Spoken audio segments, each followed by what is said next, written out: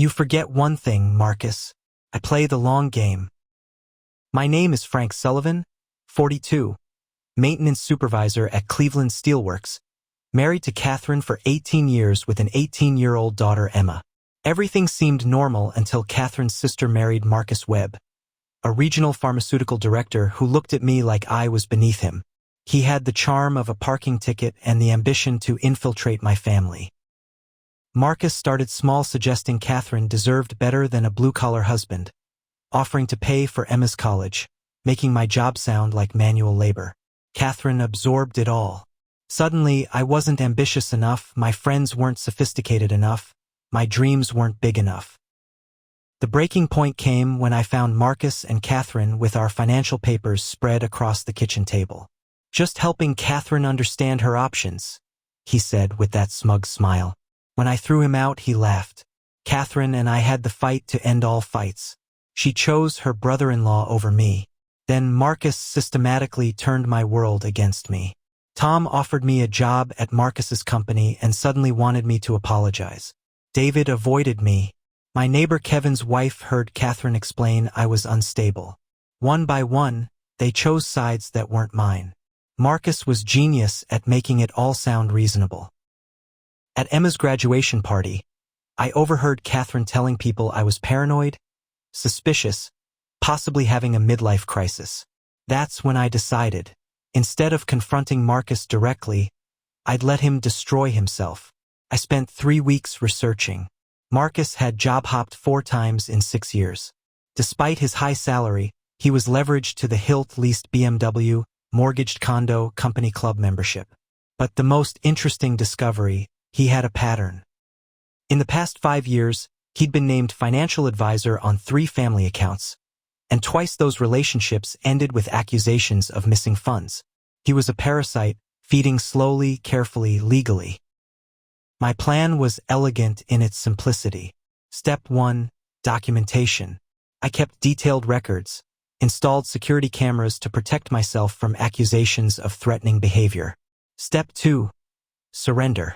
I apologized to Catherine, admitted I was insecure about finances, agreed to listen to Marcus's advice. Catherine was relieved. Marcus was validated. Step 3, the trap. I fed Marcus carefully selected financial information enough to make him think he had the full picture, but not enough to see what I was really planning. I told him about our savings but not my separate account. I mentioned life insurance but didn't tell him about the policy changes. I discussed mortgage options but didn't mention the fraud protection I'd activated. Marcus took the bait. He made suggestions, offered to handle paperwork, volunteered to meet with advisors on our behalf. Catherine signed everything. With each signature, she was building the case that would eventually destroy them both. When my former friends finally showed up for an intervention, I was ready. "We're worried about you," Tom said. "Catherine says you're struggling financially." I smiled. "Our mortgage is paid down to 60%. We have $43,000 in savings. Emma's college fund is fully funded. Both our cars are paid off. No credit card debt. I have a pension and full benefits." Did she mention any of that? Silence. I pulled out documentation of Marcus's credit report, employment history, and the 3 families he'd scammed: the Hendersons, Martins, and Washingtons, all of whom lost their homes or retirement savings. While Marcus was busy convincing Catherine to give him access to our assets, I was busy protecting them, I explained. Every document he had her sign, I had voided within 24 hours. Every account he gained access to, I froze and transferred. Every loan application worthless. Then I revealed the best part. Every piece of financial information Marcus received was technically false.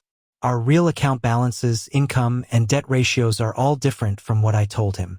When he used that false information to prepare loan applications, he committed federal fraud. I showed them recordings of conversations, copies of documents, and explained I had an FBI agent interested in financial crimes. Marcus lunged at me. I sidestepped, and he crashed into the bookshelf, caught on my security cameras.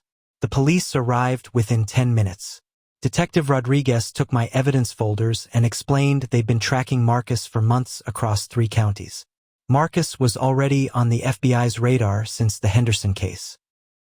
"You were investigating him the whole time?" Catherine whispered. "We just needed someone to catch him in the act," Rodriguez said. As they led Marcus away in handcuffs, he turned back. "This isn't over." "Yeah, it is. Enjoy federal prison," I replied. After they left, Catherine accused me of manipulation. I'd lied to her, made her sign papers without understanding them. "I protected our family," I said. "You signed documents without reading them, shared private financial information with a stranger, convinced our friends I was mentally unstable. But I'm the manipulator?" Emma walked in, took one look at the chaos, and sighed. "Let me guess. Dad finally busted Marcus." She'd seen through him from day one. He looked at our house like he was pricing it for a garage sale. Catherine went to her sisters. Lisa's marriage to Marcus was over before 4 months. Emma and I ordered pizza and watched the news. Marcus was charged with 15 counts of fraud across 4 states. He took a plea deal, 7 years in federal prison. Catherine filed for divorce. I didn't contest it. After everything, we both knew the marriage was over. I got full custody of Emma. Catherine got half the assets. Emma and I developed a routine. One evening, as we cleaned up after homemade tacos, she said, "You know what's funny? Mom said you weren't ambitious enough, but you just took down a guy with an MBA and a 6-figure salary using patience and a high school education." "Community college," I corrected. 2 years business administration. "Even better, you outsmarted a smart guy by being smarter." 3 months after Marcus's arrest, Detective Rodriguez called. 3 more families had come forward. The FBI estimated Marcus had stolen over $2 million across a decade. "Your evidence was crucial," she said. "You're the first person who stopped him before he finished the con. You had something others didn't," she added. "You trusted your instincts instead of your ego." That night, I sat in my backyard with a beer. A year ago, I'd been a married maintenance supervisor. Now I was a divorced father who'd helped bring down a criminal. Funny how life works. Emma joined me on the deck. "Any regrets?" she asked. "I regret your mother got hurt. I regret our marriage ended. But I don't regret protecting our family or finding out who my real friends are."